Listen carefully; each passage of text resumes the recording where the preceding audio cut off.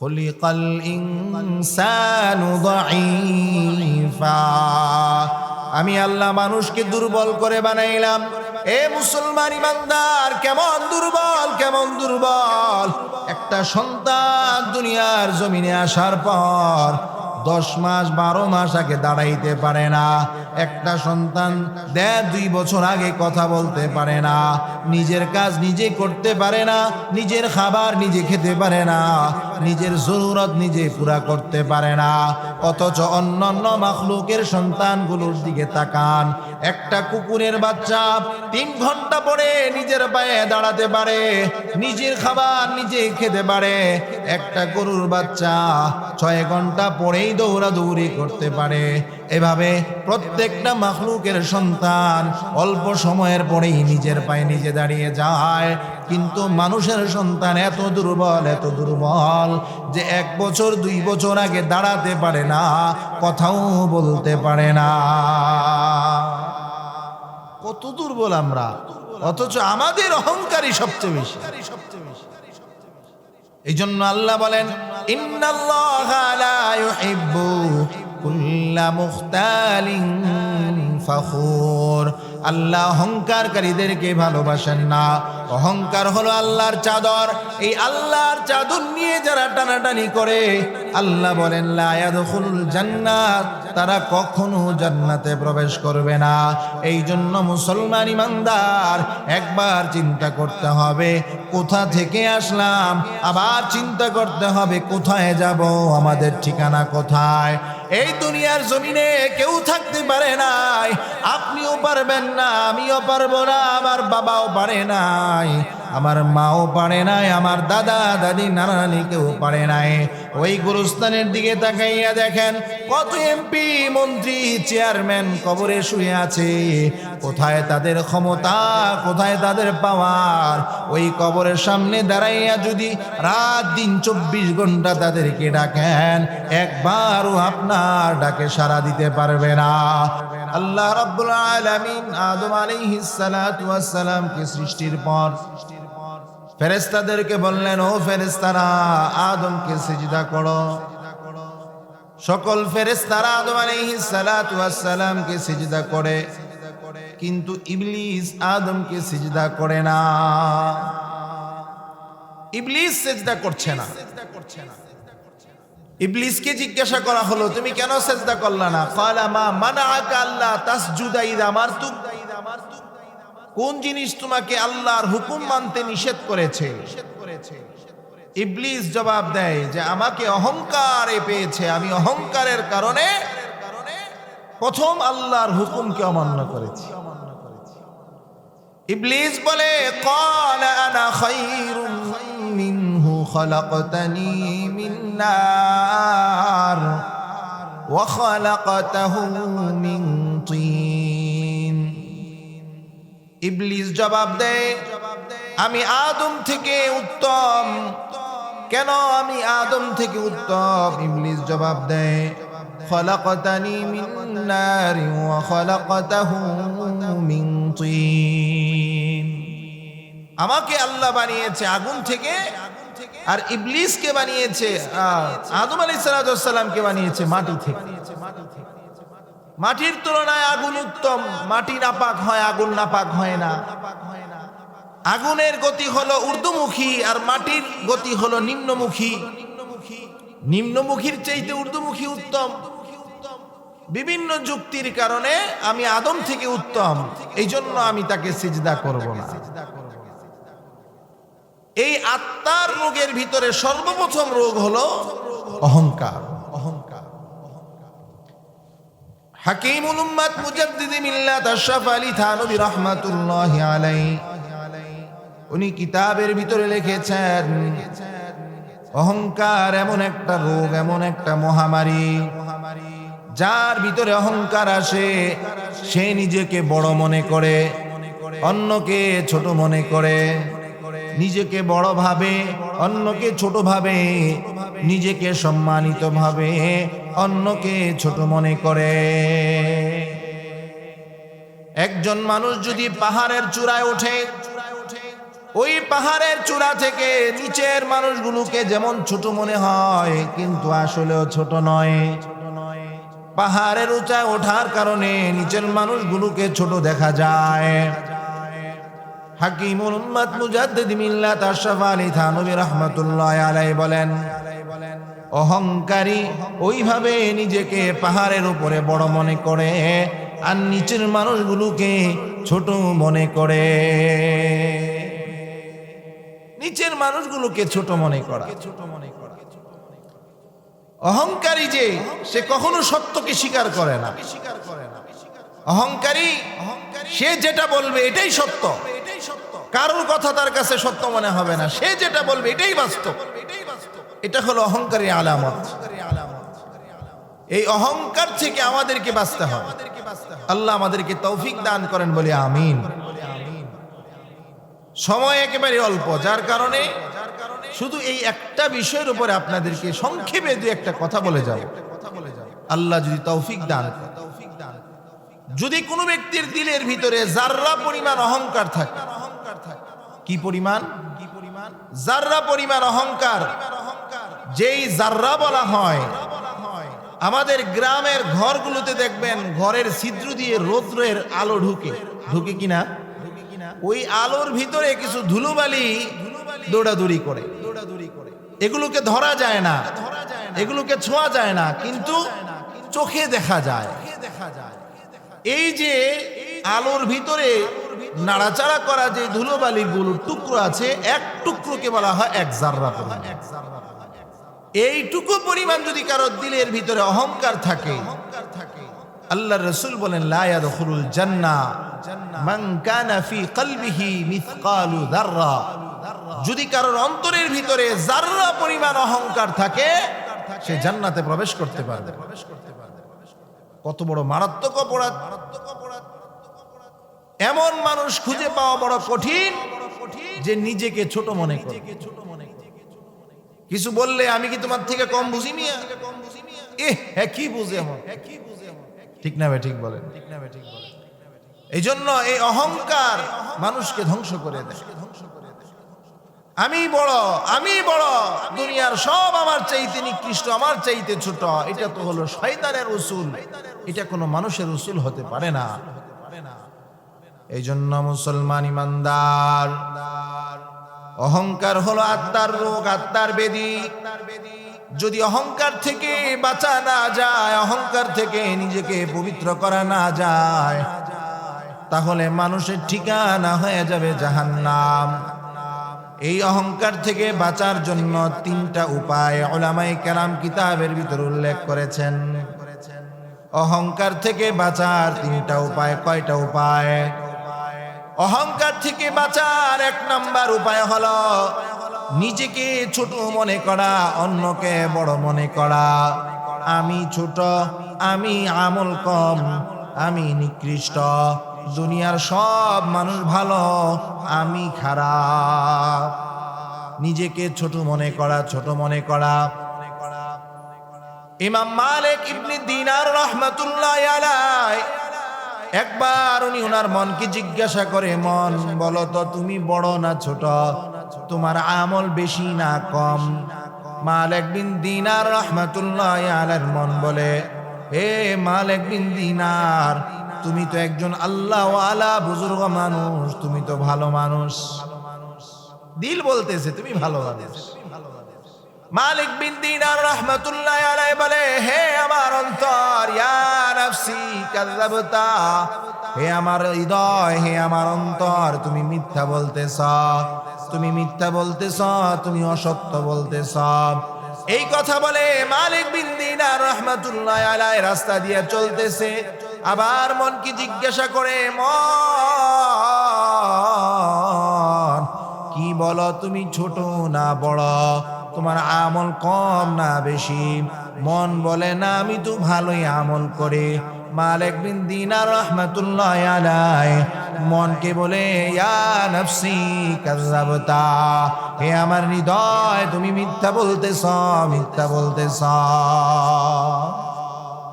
তুমি বড় নয়, তুমি ছোট। কিছু দূর যাওয়ার পর একজন মহিলা আরেকজন মহিলাকে ডাক দিয়া বলতেছে, এই কোন অহংকারী মানুষকে দেখতে চাও কিনা? আরেক মহিলা বলে, হ্যাঁ হ্যাঁ, আমি অহংকারী মানুষকে দেখতে চাই। তখন আরেকজন মহিলা বলে, দেখো ওই মালিক বিন দিনার হলো অহংকারী। এক মহিলা আরেক মহিলাকে বলতেছে, কোন অহংকারী দেখতে চাও? ওই যে মালিক বিন দিনারকে দেখো। এই কথাটা মালিক বিন দিনারের কানে আইসা পড়ছে।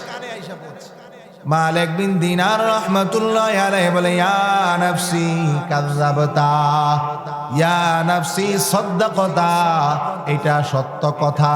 মালিক বিন দিনার হলো একজন অহংকারী। মালিক বিন দিনার রাহমাতুল্লাহি আলাইহি বাজারে চলে গেলেন।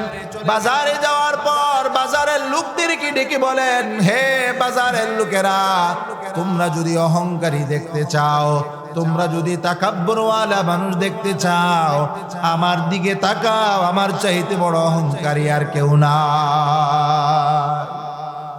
কিভাবে নফসকে কন্ট্রোল করেছে, কিভাবে নিজের দিলকে পরিশুদ্ধ করেছে যে আমার চাইতে বড় অহংকারী আর কেউ নাই। এই জন্য আল্লাহ কোরআনুল কারীমের ভিতরে বলেন, ইন্নান নাফসা লাআম্মারাতুন বিসসুই ইল্লা মা রাহিমা রাব্বি। আমাদের নফস আমাদেরকে সব সময় খারাপ আদেশ করে, খারাপ কাজ করো, হারাম কাজ করো, নাজায়েজ কাজ করো, আল্লাহর নাফরমানির কাজ করো। দেখবেন হারাম কাজ করতে মজা লাগে, ভালো কাজ করতে মজা লাগে না। ঠিক না বে ঠিক? খারাপ কাজ করতে বড় মজা লাগে। অন্যের গাছের ফল চুরি করে খাইতে মজা লাগে, অন্যের জমিন দখল করতে মজা লাগে, অন্যের জমিনের লাইল কাইটা নিজের জমিনে ঢুকাইতে মজা লাগে। ঠিক না বে ঠিক? আহা, খারাপ কাজ গুনার কাজ মজা লাগে, কারণ নফস আপনাকে আমাকে এই গুনার কাজের দিকে টেনে নিয়ে যায়। এই জন্য মুহতারাম হাজিরিন, অহংকার থেকে বাঁচার তিনটা আমল। এক নম্বর আমল, সিদ্দিক আকবর হযরত আবু বকর রাদিয়াল্লাহু তাআলা আনহু বলেন, এক নম্বর আমল হলো নিজেকে ছোট মনে করা। অহংকার থেকে বাঁচার এক নম্বর আমল হলো নিজেকে ছোট মনে করা, যে আমি সবচেয়ে ছোট। একজন বয়স্ক মানুষ ছোট বাচ্চা দেখে মনে মনে ভাববে আমি তার চাইতে নিকৃষ্ট। কিভাবে? কারণ তার বয়স কম, গুনাহ কম, আমার বয়স বেশি, গুনাহ বেশি, এই জন্য সে আমার চাইতে উত্তম। ঠিক কিনা বলে? একজন ছোট মানুষ মুরব্বি দেখে মনে মনে ভাববে আমার চাইতে মুরব্বি উত্তম, আমি তার চাইতে নিকৃষ্ট। কিভাবে? আমার বয়স কম, আমল কম, আর মুরব্বির বয়স বেশি, আমল বেশি, এই জন্য উনি আমার চাইতে উত্তম, আমি ওনার চাইতে নিম্ন। একজন গরিব মানুষ ধনী মানুষকে দেখে নিজেকে ছোট মনে করা। একজন গরিব মনে মনে ভাববে আমার টাকা নাই, পয়সা নাই, আমি দান সদকা করতে পারি না, সুতরাং আমি তার চাইতে ছোট, সে আমার চাইতে বড়। একজন পয়সাওয়ালা ধনী মানুষ গরিব মানুষকে দেখে মনে মনে ভাববে সে আমার চাইতে উত্তম, কারণ তার হিসাব কম, টাকা কম, এই জন্য হিসাব কম। আমার টাকা বেশি, হিসাবও বেশি, এই জন্য সে আমার চাইতে উত্তম। একজন মূর্খ শিক্ষিতকে দেখে মনে মনে ভাববে যে তার শিক্ষার জ্ঞান আছে, এই জন্য সে আমার চাইতে উত্তম। আরেকজন শিক্ষিত মূর্খ দেখে বলবে আমার চাইতে মূর্খ উত্তম, কারণ সে না জেনেও আমার চাইতে ভালো, আমি জেনেও গুনার কাজে জড়িত। এইভাবে প্রত্যেকে নিজেকে ছোট মনে করা, এটা হলো অহংকারের প্রথম তদবির। নিজের আত্মার রোগ দূর করার জন্য এটা প্রথম আমল, যে নিজেকে ছোট মনে করা। দুই নাম্বার আমল, নিজের অস্তিত্ব নিয়ে চিন্তা করা, যে আমি কি ছিলাম, কোথা থেকে আসলাম, কোথায় যাব। আল্লাহ রাব্বুল আলামিন আমাকে আপনাকে এক ফোঁটা নাপাক পানি থেকে দুনিয়ার জমিনে পাঠাইলেন। কিতাবের ভিতরে আসছে যেই নাপাক পানিটা দুই পেশাবের জায়গা থেকে বের হয়ে আল্লাহ তাআলা আপনাকে আমাকে দুনিয়াতে পাঠিয়েছে। কত নিকৃষ্ট ছিলাম আমরা। এক ফোঁটা নাপাক পানি বাবার শরীর থেকে মার শরীরে প্রবেশ করে আল্লাহ রাব্বুল আলামিনের হুকুমে এই এক ফোঁটা নাপাক পানি মার গর্ভে 10 মাস 10 দিন লালিত পালিত হওয়ার পর দুনিয়ার জমিনে আসে। এমন নাপাক পানি থেকে আল্লাহ আপনাকে আমাকে বানাইলেন, যেই নাপাক পানির ফোঁটাটা কাপড়ে লাগলে কাপড় নাপাক, শরীরে লাগলে শরীর নাপাক হয়ে যায়, শরীর থেকে বের হলে গোসল ফরজ হয়ে যায়। ও দুনিয়ার মুসলমান, আল্লাহর গোলাম, এই এক ফোঁটা নাপাক পানি থেকে বের হওয়ার পর আমার কত অহংকার, আমার কত পাওয়ার, যে দুনিয়ার মানুষকে মানুষই মনে করি না। কি ছিলাম আমি, কোথায় ছিলাম আমি, কোথা থেকে আল্লাহ আমাকে পাঠাইলেন? আমি তো পেশাবের রাস্তা থেকে দুনিয়া আসছি, তাও একটা না দুইটা। আল্লাহ তাআলা দুনিয়া পাঠাইলেন, আর এত দুর্বল করে আল্লাহ আমাদেরকে পাঠাইছেন। আল্লাহ কোরআনুল কারীমের ভিতরে বলেন, খুলিকাল ইনসানু দাঈফা, আমি আল্লাহ মানুষকে দুর্বল করে বানাইলাম। এ মুসলমান ইমানদার, কেমন দুর্বল, কেমন দুর্বল! একটা সন্তান দুনিয়ার জমিনে আসার পর 10 মাস 12 মাস আগে দাঁড়াইতে পারে না। একটা সন্তান 1.5-2 বছর আগে কথা বলতে পারে না, নিজের কাজ নিজে করতে পারে না, নিজের খাবার নিজে খেতে পারে না, নিজের জরুরত নিজে পুরা করতে পারে না। অথচ অন্যান্য মাখলুকের সন্তানগুলোর দিকে তাকান, একটা কুকুরের বাচ্চা 3 ঘন্টা পরে নিজের পায়ে দাঁড়াতে পারে, নিজের খাবার নিজে খেতে পারে। একটা গরুর বাচ্চা 6 ঘন্টা পরেই দৌড়াদৌড়ি করতে পারে। এভাবে প্রত্যেকটা মাখলুকের সন্তান অল্প সময়ের পরেই নিজের পায়ে নিজে দাঁড়িয়ে যায়। কিন্তু মানুষের সন্তান এত দুর্বল, এত দুর্বল যে 1 বছর 2 বছর আগে দাঁড়াতে পারে না, কথাও বলতে পারে না। কত দুর্বল আমরা, অথচ আমাদের অহংকারই সবচেয়ে বেশি। এই জন্য আল্লাহ বলেন, ইন্নাল্লাহা লা ইউহিব্বু কুল্লা মুখতালিন ফখুর। আল্লাহ অহংকারকারীদেরকে ভালোবাসেন না। অহংকার হলো আল্লাহর চাদর, এই আল্লাহর চাদর নিয়ে যারা টানাটানি করে, আল্লাহ বলেন লা ইয়াদখুলুল জান্নাত, তারা কখনো জান্নাতে প্রবেশ করবে না। এই জন্য মুসলমান ইমানদার একবার চিন্তা করতে হবে কোথা থেকে আসলাম, আবার চিন্তা করতে হবে কোথায় যাব, আমাদের ঠিকানা কোথায়। এই দুনিয়ার জমিনে কেউ থাকতে পারে নাই, আপনিও পারবেন না, আমিও পারবো না, আমার বাবাও পারে নাই, আমার মাও পারে নাই, আমার দাদা দাদি নানা নানি কেউ পারে নাই। ওই গুরুস্থানের দিকে তাকাইয়া দেখেন কত এমপি মন্ত্রী চেয়ারম্যান কবরে শুয়ে আছে। কোথায় তাদের ক্ষমতা, কোথায় তাদের পাওয়ার? ওই কবরের সামনে দাঁড়াইয়া যদি রাত দিন 24 ঘন্টা তাদেরকে ডাকেন, একবারও আপনার ডাকে সাড়া দিতে পারবে না। এই জন্য মুসলমান ইমানদার, এই দুনিয়ার জমিন থাকার জায়গা নয়, এই দুনিয়ার জমিনে কেউ থাকতে পারবো না। কার কখন ডাক চলে আসে কেউ বলতে পারবে না। এই যে গতকালকের ঘটনা, আমাদের কুমিল্লার পদুয়ার বাজার বিশ্ব রোডে পরিবার নিয়ে প্রাইভেট কারে করে যাচ্ছে, আল্লাহর বান্দা মহা আনন্দে আছে, নিজে কল্পনাও করে নাই দুর্ঘটনা হবে, অ্যাক্সিডেন্ট হবে। বিবি বাচ্চা নিয়ে নিজের প্রাইভেটে করে চলতেছে, যাইতেছে, হঠাৎ করে ট্রাকের সাথে অ্যাক্সিডেন্ট হয়ে ওই গাড়িতেই 4 জন মৃত্যু হয়ে গেছে। পুরো ফ্যামিলিটাই শেষ হয়ে গেছে। তারা কি জানতো যে তাদের মৃত্যু হয়ে যাবে? তারা তো অপেক্ষায় ছিল, কাজ শেষ করে বাসায় যাবে, আনন্দ করবে, ফুর্তি করবে, কিন্তু মৃত্যু তাদেরকে 1 সেকেন্ডের জন্য সেই সুযোগ দেয় নাই। একেবারে ধুমরে মুচড়ে তাদেরকে নিষ্পেষিত করে দিয়েছে। এই জন্য আপনি আমি কিসের অহংকার করি, কিসের বড়াই করি, কিসের পাওয়ার দেখাই? মুসলমান, মালাকুল মাউত আজরাইল সামনে দাঁড়িয়ে গেলে ঘুষ দিয়াও তার হাত থেকে বাঁচা যাবে না। টাকা দিয়ে হসপিটাল থেকে চিকিৎসা নেওয়া যায়, ডাক্তার থেকে চিকিৎসা নেওয়া যায়। টাকা থাকলে পুলিশকে ঘুষ দিয়ে নিজে বাঁচতে পারে, জেলখানা থেকে ছুটাইতে পারে।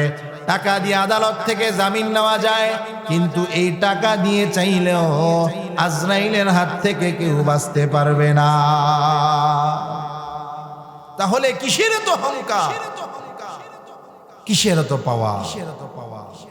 আজকে তাকায়া দেখেন কত বড় বড় এমপি মন্ত্রী যাদের পিছনে পিছনে গাড়ি ছুটত, অথচ যখন কোর্ট থেকে তাদেরকে বের করে মানুষ গালি দেয়, জুতা নিক্ষেপ করে, পচা ডিম নিক্ষেপ করে। ঠিক না বে ঠিক? কোথায় তাদের পাওয়ার, কোথায় তাদের সেই ক্ষমতা? আজকে তারা মাটির সাথে মিশে গেছে। ও মুসলমান ইমানদার, এই ক্ষমতা তো কোনো ক্ষমতাই না। আমরা যদি সূরা আরাফের দিকে তাকাই, সূরা আরাফের ভিতরে আল্লাহ তাআলা সামুদ জাতির ঘটনা উল্লেখ করেছেন। সামুদ জাতির নবী ছিলেন হযরত সালেহ আলাইহিস সালাতু ওয়াস সালাম। সামুদ জাতিকে যখন সালেহ আলাইহিস সালাতু ওয়াস সালাম দাওয়াত দেয়, সামুদ জাতি বলে তোমার কথা বিশ্বাস করি না, তুমি মিথ্যা বলতেছ। কিন্তু হযরত সালেহ আলাইহিস সালাতু ওয়াস সালাম যখন বৃদ্ধ হয়ে যায়, ওই সামুদ জাতি সালেহ আলাইহিস সালাতু ওয়াস সালামকে বলে, যদি আমাদেরকে পাহাড় থেকে একটা উটনি বের করে দেখাতে পারো তাহলে আমরা মুসলমান হয়ে যাব। পাহাড় থেকে উটনি বের করা। হযরত সালেহ আলাইহিস সালাতু ওয়াস সালাম আল্লাহর কাছে দোয়া করলেন, আল্লাহ, আমার উম্মত ওই পাহাড় থেকে যদি উটনি বের হয়ে আসে মুসলমান হয়ে যাবে। আল্লাহ, আপনি এই পাহাড় থেকে একটা উটনি বের করে দেন। পয়গম্বরের দোয়া আল্লাহ তাআলা কবুল করে নিলেন। পাহাড় চিরে পাহাড়ের ভিতর থেকে 10 মাসের গর্ভবতী একটা উটনি বের হয়ে আসলো। কিন্তু ওই এলাকার ভিতরে একটাই কূপ ছিল, একটাই কুয়া ছিল। ওই কুয়া থেকে মানুষ পানি পান করত। ওই উটনিটাকে যখন কূপের প্রান্তরে নিয়ে যাওয়া হতো, উটনিটা যখন কূপ থেকে পানি পান করত, কূপের সকল পানি শেষ হয়ে যাইত। আল্লাহ তাআলা ফয়সালা দিলেন, ও সালেহ, আপনি আপনার উম্মতকে বলে দেন, একদিন উটনি কূপ থেকে পানি পান করবে, আর একদিন মানুষগুলো কূপ থেকে পানি পান করবে। 2 দিন, একদিন উট পানি পান করবে আর একদিন আপনার উম্মত পানি পান করবে।